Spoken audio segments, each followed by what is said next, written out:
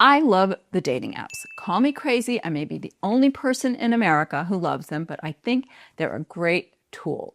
They're a great way to meet people in places you never would have met before. And it's a way to bring people together into your life from all different places and all different interests. And I've actually found it a lot of fun. Not to say that it does not come without its challenges, and you need to be very discerning and discriminating.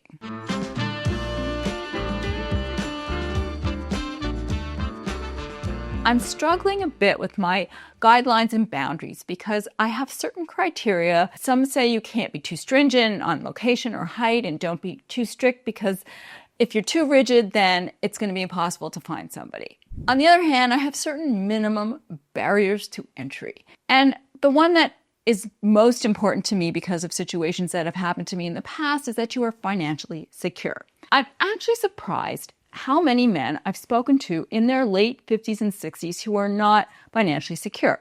Now, I know it's challenging in this day and age to be financially secure, especially after a divorce. But to me, it's something extremely important. I don't want to be supported, but I want to know that my partner can support himself.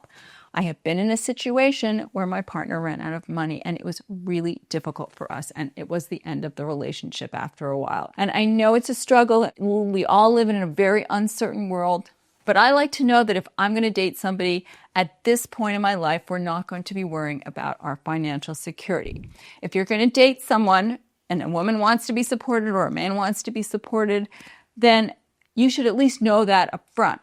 I think you should be able to support yourself. And for me, that is a boundary. Another boundary I struggled with is no young kids. My initial boundary was no kid unless they were going to college or fully launched. But now I've been dating men that are a little younger, and I'm getting a little lower because younger kids are becoming a little more acceptable, because I'm finding with older men that if they're financially secure, they're often very stuck in their ways and somewhat self-absorbed. And I'm sure the women are just as self-absorbed.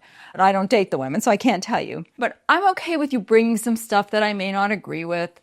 And I'm starting to see that what happens when you're at a certain age, though, you get so stuck in your views and your ways that you can't change or compromise, and becomes too hard to be with somebody who's very different from you. As I meet younger men, I'm a little intimidated at first because I think I'm too old, but then I'm young at heart and I have a young spirit and I'm colorful and I'm in a fun business. So I'm getting comfortable with meeting younger men because I think they're also more open to exploring and understanding about their sexuality. The other thing I thought I could work with, full disclosure, I am a liberal Democrat.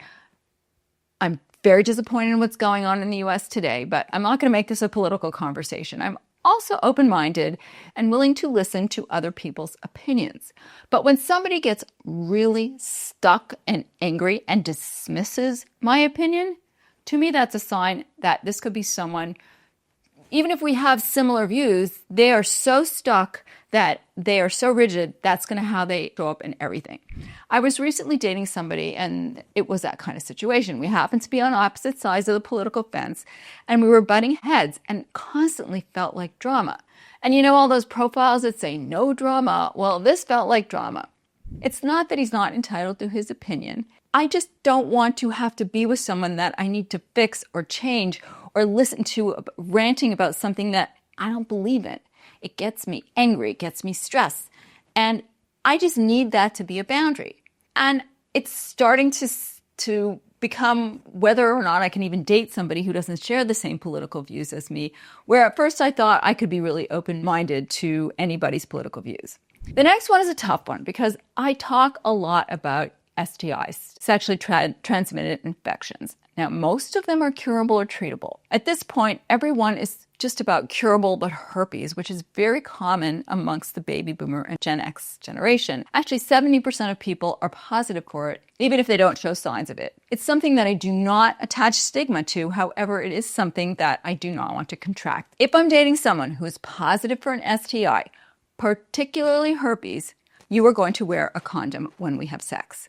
And we're going to practice safe practices, and that's just the way it's going to be. And recently, I had someone say that he was doing me a favor, that I was lucky he was still dating me because I insisted he wear a condom. I gotta tell you, that I did blow a little bit up a gasket, because for me, that is a minimum requirement. If you can't be honest and just say, I have this thing, it's what I have, I didn't ask for it, but I have it, and I want you to understand that if I like you, I'm willing to accommodate or figure out how we're going to do it, because the line in the sand is that you will practice safe sex practices with me, especially if you know you have something. And it's a boundary that I will not cross. If you want to have sex with someone without protection, that's on you, because I won't cross that boundary.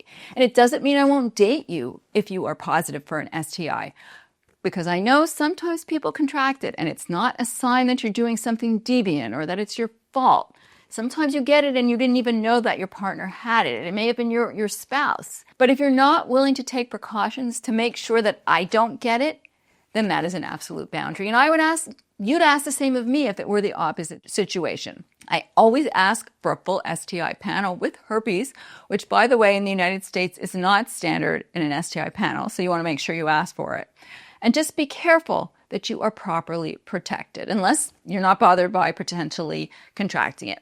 So I'm struggling with these issues because when you start to look for what seem like minimum requirements, financial security, political alignment, a healthy approach to sex, are those fair boundaries to have when you're looking for a partner? Now, I really believe there is someone out there who will align with me on many things. I don't think there's such a thing as the perfect soulmate. I think you align with people in different ways and like to do the same things. I recently made a joke to someone I was dating about a man in every port, and his response was, not a man in every port, but the same man in many ports. And I thought that was very sweet, because that's kind of what I want.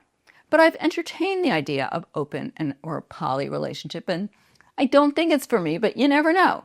It's just that you want partners who, if you don't think exactly like that, you're at least going to be able to see their side and they'll be able to see yours, and be open to different opinions and different thoughts, as long as you can somehow converge on how you show up together. So boundaries versus non-negotiables, I think it's tough. I think it's moving for me. I think it's better to be alone than be in a relationship with someone who's not right for you on many levels, but maybe they're right for you on one level, but not on others. I've dated someone where the sex was great, but the relationship wasn't great, and that wasn't enough to keep me there because we didn't align on so many other things. So it's really important to get clear in your own mind. And with each person I meet and each relationship I have, I learn something about myself and about other people and what I'm interested in and what I'm willing and not willing to compromise on. It's been a really great study in human behavior, both personally and seeing how other people show up in the world. Don't give up on the dating apps. You may kiss some frogs. You're definitely going to come across some people that are really unauthentic and not nice. But there are people just like you and me out there, and they have the same challenges. And someday when the timing is right and the universe aligns, you will meet that person, because I know I will.